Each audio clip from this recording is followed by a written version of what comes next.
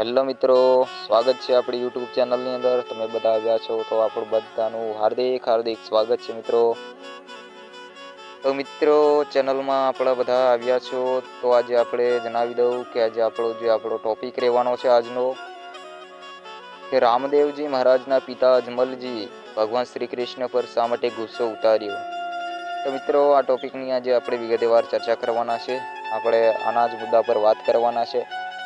તો મિત્રો, આપણે બધા જાણીએ છીએ કે અજમલ રાજા એ રણુજાના રાજા છે, પોખરણગઢના રાજા છે.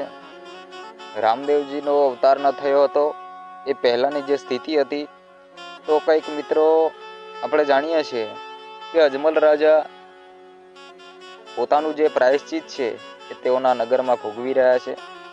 તેઓને પોતાના નગરમાંથી ખૂબ જ મેણાટોણા સાંભળવા મળે છે, કારણ કે તેઓ પેટના વાંજ્યા છે. આમ કરીને લોકો તેઓને આવા મેણાટોણા ખૂબ જ સંભળાવી રહ્યા છે.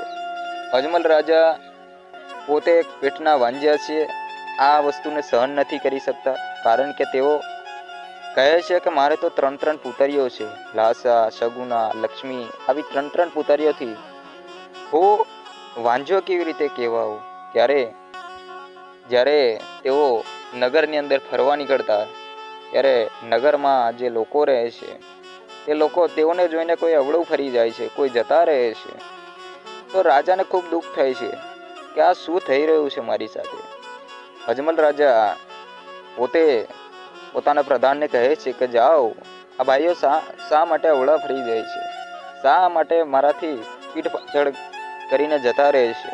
ત્યારે પેલો પ્રધાન જે હતો તે જાય છે અને કહે છે કે નગરવાસીઓ, શા માટે તમે રાજાને જોઈને અવળા ફરી જાઓ છો.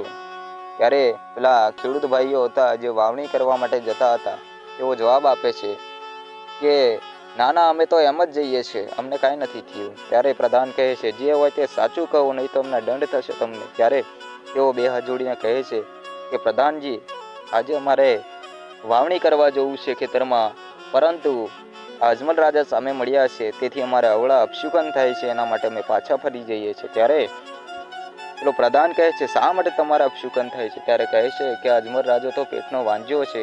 ત્યારે પેલો પ્રધાન જે કહે છે ત્યારે એવું બોલોમાં, મારા પ્રધાનને તો મારા રાજાને તો ત્રણ પુતરીઓ છે, આમ કેમ તમે બોલો છો. ત્યારે કહે છે પુતરીઓ તો પારકી પિયરે જતી રહે, પરંતુ એમનો દીકરો નથી ને, એના માટે તેઓ વાંજ્યા છે, એના માટે અમને અપશુકન થાય છે.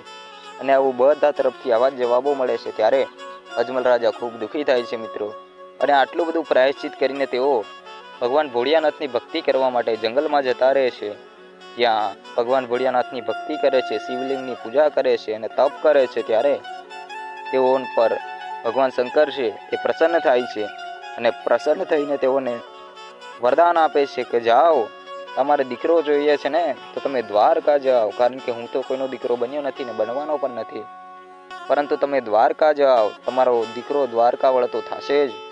નારાયણને તો થવું જ પડશે, એ તો દરેકના દુઃખ દૂર કર્યા છે. ત્યારે અજમલ રાજો આ હુકમ સાંભળીને પોતાના મહેલ તરફ પાછો ફરે છે.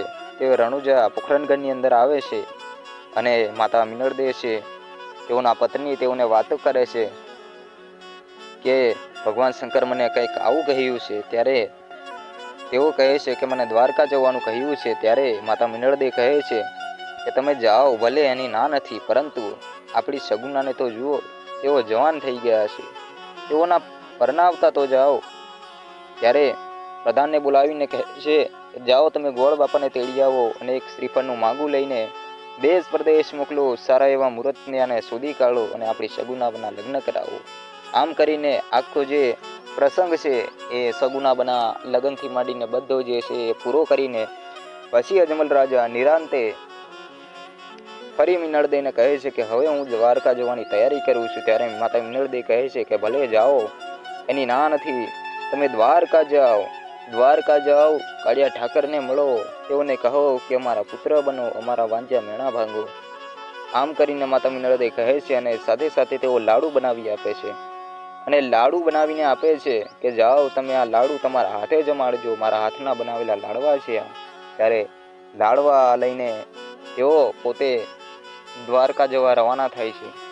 અને દ્વારકા જવા માટે તેઓ ચાલતા ચાલતા ભગવાન શ્રી કૃષ્ણના નામ લેતા લેતા ભગવાન નારાયણની ભક્તિ કરતા કરતા તેઓ દ્વારકા પહોંચે છે અને દ્વારકા પહોંચીને તેઓ ભગવાન શ્રી કૃષ્ણની મૂર્તિ હતી ત્યાં જઈને બેસે છે અને ભગવાન સામે જઈને હસે છે. અરે આહા કાળિયા ઠાકર, કેટલા સમય પછી આ મારું પ્રાયશ્ચિત પૂરું થયું છે કે આજે હું તમને મળ્યો છું. ત્યારે તેઓ પોતાના બનાવેલા જે લાડવા હતા, નળદેના હાથના બનાવેલા, તે લાડવા કાઢે છે અને ભગવાનને થાળ જમાડવા માટે કાઢે છે. ત્યારે એટલી બધી આજીજી કરવા છતાં પણ ભગવાન શ્રી કૃષ્ણ આ લાડવા જમતા નથી. ત્યારે અજમલ રાજાને ક્રોધ આવે છે, ગુસ્સો આવે છે ભગવાન પર, અને ગુસ્સે થઈને તેઓ ભગવાન શ્રી કૃષ્ણને લાડુના ઘા કરે છે, લાડવા મારે છે અને તેનાથી પણ ન સહન થયું ત્યારે જાળીનો ઘા કરે છે. આમ કરતા કરતા તેઓનો ગુસ્સો વિફરે છે અને તેઓ લાડુના ઘા એક પછી એક કરવા લાગે છે. ત્યારે પેલા પૂજારી કહે છે કે અરે અરે આ શું કરો છો? આ તો તમે ગાંડા થઈ ગયા છો. આ પથ્થરની મૂર્તિ તે કઈ તમારા લાડવા ખાશે? ત્યારે કહે છે કે તો કયો ભગવાન ખાશે મારા લાડવા? આમ કરીને અજમલ રાજાને તેઓ દરિયા તરફ રવાના કરે કે જાઓ, તમારે ભગવાન જોઈતો હોય તો ઓલો એરિયો દરિયામાં બેઠો છે, હાજરા હજુ. આમ કંઈક આની કથા છે. તો મિત્રો આ જ રીતે અજમલ રાજા છે તે ભગવાન શ્રી કૃષ્ણ પર ગુસ્સો કરે છે. તો મિત્રો વિડીયો તમને કેવો લાગ્યો? વિડીયો સારો હોય તો લાઈક કરજો અને ચેનલને સબસ્ક્રાઈબ કરજો. તો ચાલો આપણે મળીશું આપણા નેક્સ્ટ વિડીયોમાં. બધાને જય સીતારામ ને રાધે કૃષ્ણ.